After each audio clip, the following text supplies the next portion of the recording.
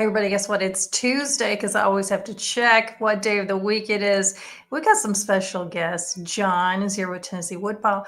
We have Frank Evans here with us with the Slocan Ramblers. Can't talk this morning. And we're excited to talk about a show coming up in Franklin. How's it going this morning, guys? Good. Thanks for Doing good. chatting. Yes. John, you guys are putting together another amazing bluegrass show for us in Franklin. Let's talk about that for a little bit.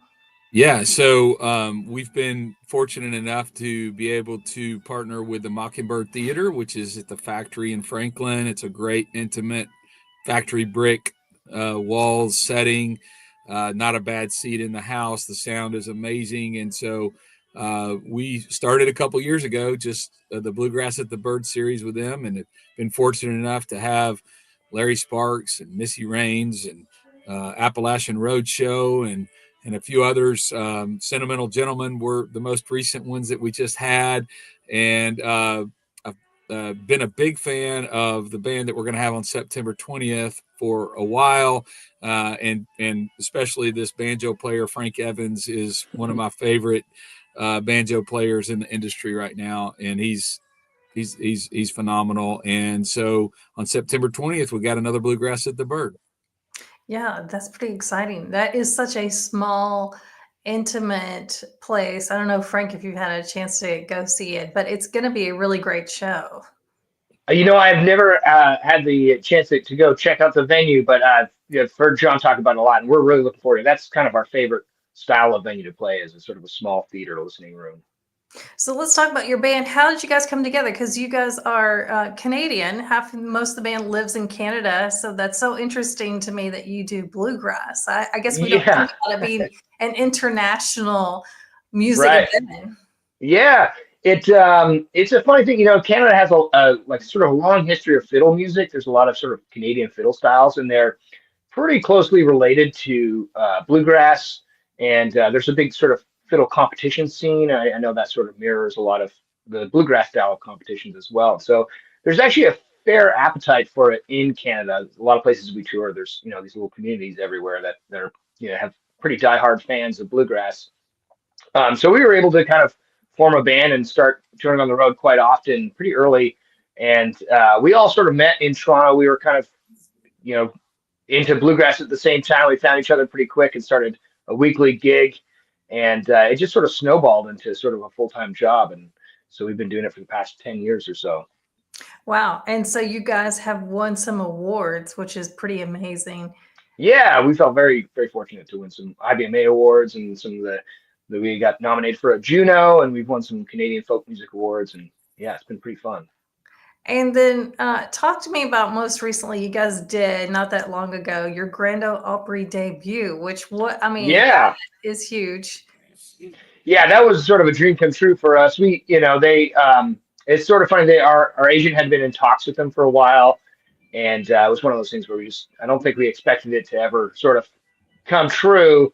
And then they just called us with like a month's notice, said, "Hey, can you be here on a Saturday?" And we like immediately booked the flights and made it down there. And it was really fun to just stand on the circle and sing some. I got to sing one of my songs I wrote, and that was kind of an amazing experience. So. And when you get your Opry debut, because I've been fortunate enough to go and see some debuts, you get your own little like parking space sign. Yeah, yeah, they give you a little parking sign that says, I think it says Opry debut on it, and Yeah. your band's name, and they're very kind over there. They make you feel very welcome. That is so amazing. So from Yeah, Opry debut to a stage in Franklin, how's that feel for you guys doing that? we're looking forward to it. I mean, that like I said, those kind of theaters are our favorite place to play. Bluegrass it's a funny genre where it really it makes you want to get up and dance, but also it's like you kind of have to listen to every note because there's a lot of intricate things. And so I find those small theaters are just the perfect sort of way to listen to it, but then you can also have a bit of energy. And from what I've heard from John, this is going to be a really fun show. Yeah. Talk to me about being a banjo player, because I always feel like that is one of the, not to take away from anybody else in the band, but I always feel like that's one of the most interesting instruments in a I'd band. have to agree with that statement. I think so too. It was definitely out of growing up. My folks were both classical musicians, and so my dad played bass in symphonies and orchestras and things, and my mom was an opera singer, and so banjo was not the expected path, you could say, but I kind of just heard it and really fell in love with it. And yeah, it is an interesting community of people too. Like it's a very, people, there's a thing called Banjo Hangout, which is a online forum where people just share, tablature and sheet music, and they sell banjos, and it's a pretty tight knit community of people who are into the instrument. And I've really enjoyed playing it over the years. And one of the fun parts about living in Nashville is that all my favorite banjo players live here. So I've been able to take some lessons with, people I've been listening to records my whole life. So that's been pretty cool. Yeah, I think what is interesting most recently, Steve Martin's come out with a couple of banjo records. Have you had a chance to meet him or talk with him? We did actually. One of our early shows is with the Slocan Ramblers. We got to open up for him when he was touring with Edie Brickell, and so I got to meet him. And he was, he's a funny guy. He was very serious. He like all banjo talk. He was asking me about like my frets and my tailpiece and the string gauge and everything. And then he stepped on stage, and it was like a switch had flipped, and he was all of a sudden the Steve Martin we all kind of know. And it was kind of amazing to see that sort of style of performance. But he's a really nice guy. And he's been really supportive of the banjo world over the years.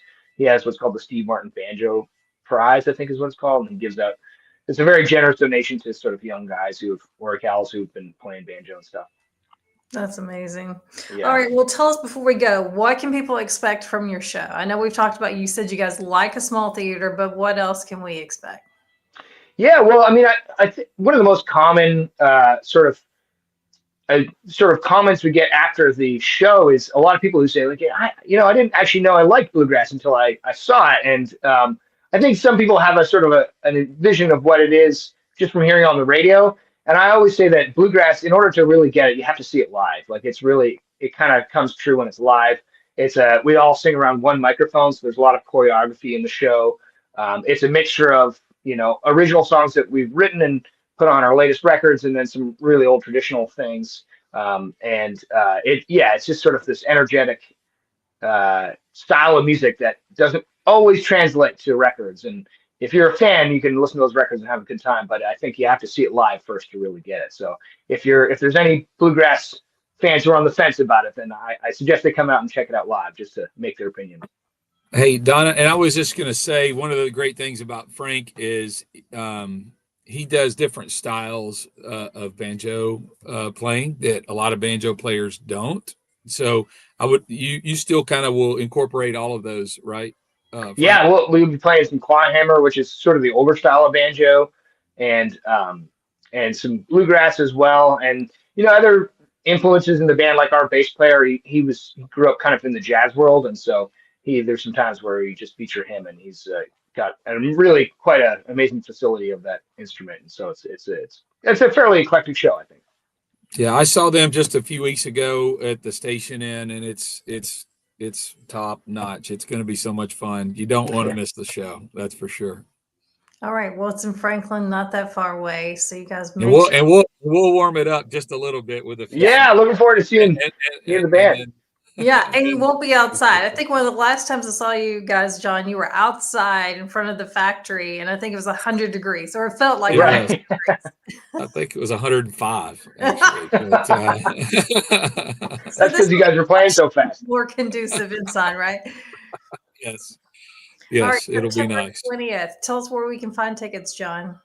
At mockingbirdtheater.com. There's the link there, and we still got some tickets available. They're selling and doing well, and I would go ahead and grab them.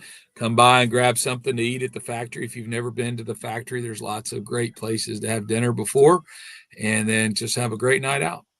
And Frank, you're right there close to the new carousel. You could go ride the carousel with your banjo and then go play. Well, that's perfect. We need some new band photos, so we might have to do that. I think that could be a video. You could play. It's true. Yeah. All right. Go see the show Saturday, September 20th at the Mockingbird Theater at the Factory. There's so much to see and do there. New carousel, new restaurants, all kinds of things. All right. Go check it out. Thanks, everybody. Thank you. Looking forward to it. All right. See ya.